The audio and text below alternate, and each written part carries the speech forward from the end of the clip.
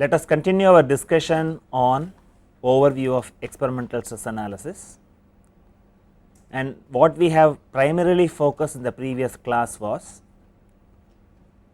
for typical problems for which you know the solution, we have looked at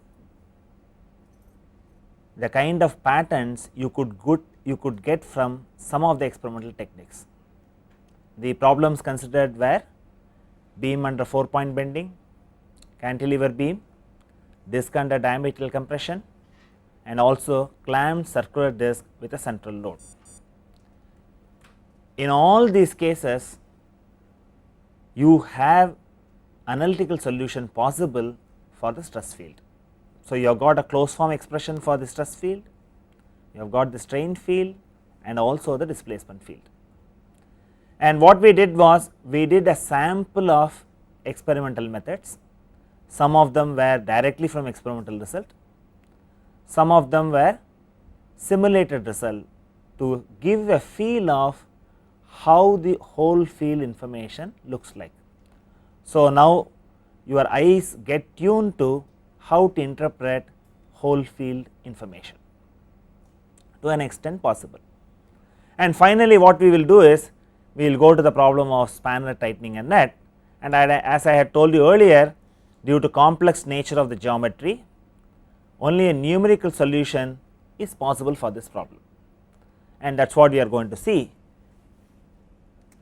And what I am going to look at is, we have already looked at day to day application of the problem, and surprisingly you do not have solution from strength of materials or even by theory of elasticity. This is primarily because the shape of the spanner is complicated and you cannot define the outer boundary in a convenient fashion for you to do a theory of elasticity solution.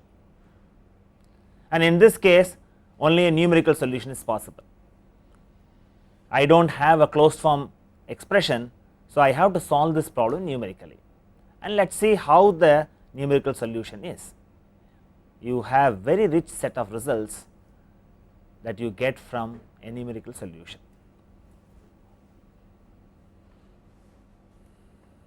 And in this case, the numerical method adopted is finite element method, and what you have done is, you have meshed the spanner, and what you find here is, this is the experimental fringe pattern and this is the simulated finite element result of sigma 1 minus sigma 2 contours. And here I want to point out a few things. When I do a numerical analysis, I can get the stress field, I can get the strain field, I can also get the displacements.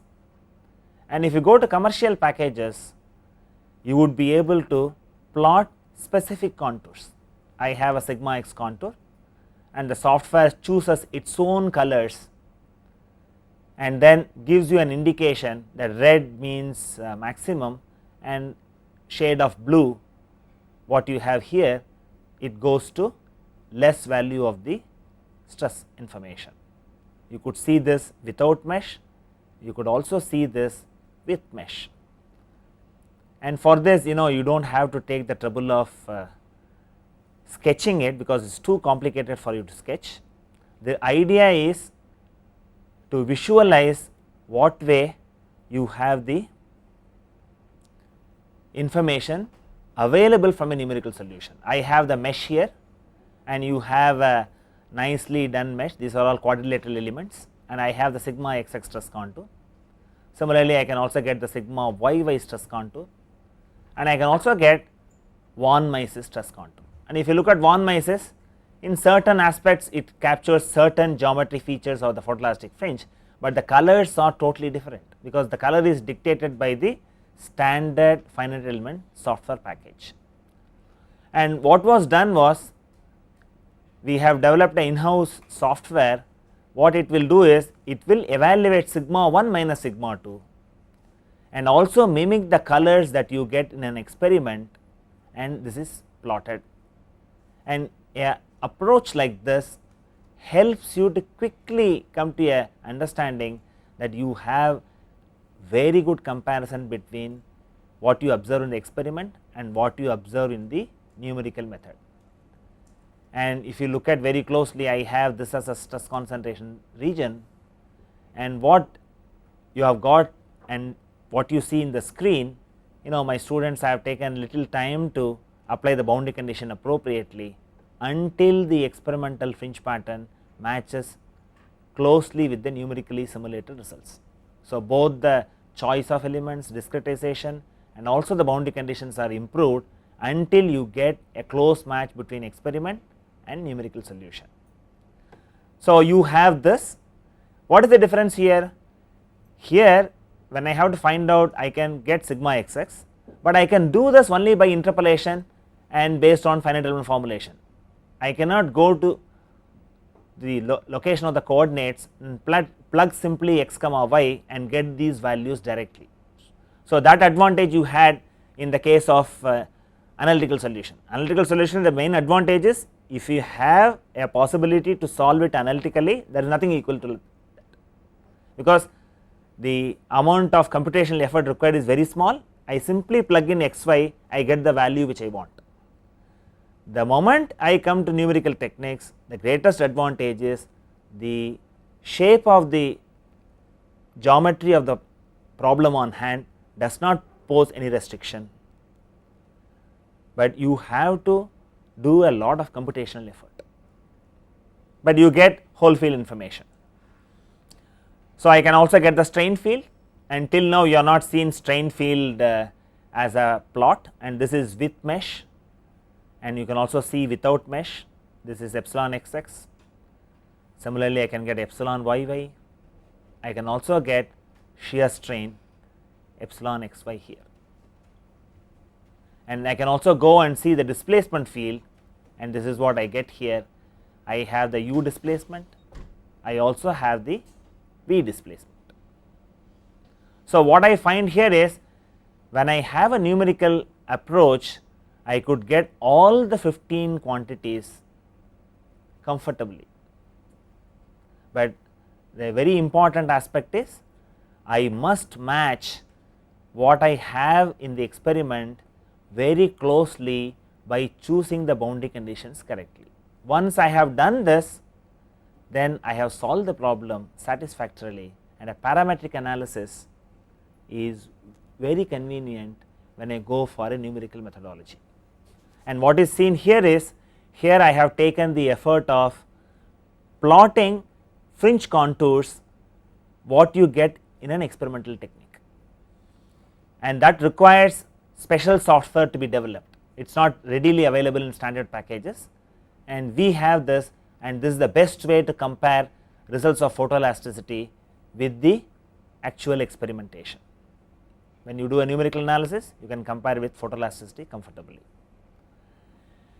And what I also want to emphasize at this stage is, though we have taken simple problems, we have gone and also studied in the process what are the approximations you do in your analytical modeling. We have taken a beam under 4-point bending, and it bends like this, and it is a 3-dimensional object, it has a cross section, but what you have managed to do in strength of materials, you just take it as a line, that is all you do the analysis. And when I go to theory of elasticity, you do not consider it as a line, but you consider that as a 2-dimensional object. But in reality, because you have fluxing, what you find here is you also have the Poisson ratio effect becomes very prominent, and what you find here is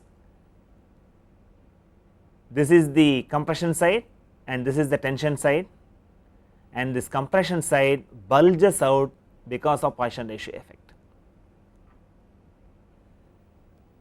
This may be very difficult to model from an analytical point of view, but experiment looks at all this. So, when I get the fringe pattern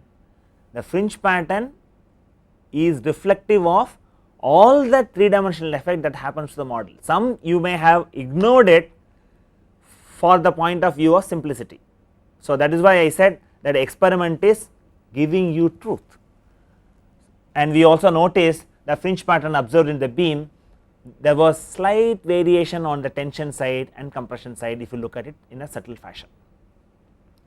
For a quick look it will appear as if it is symmetric, but for a very closer look it will have small deviation which could be neglected as a second order effects and carry on with it. So, the point emphasized here is the moment you come to experiment, do not discard the raw data. Raw data is very, very important.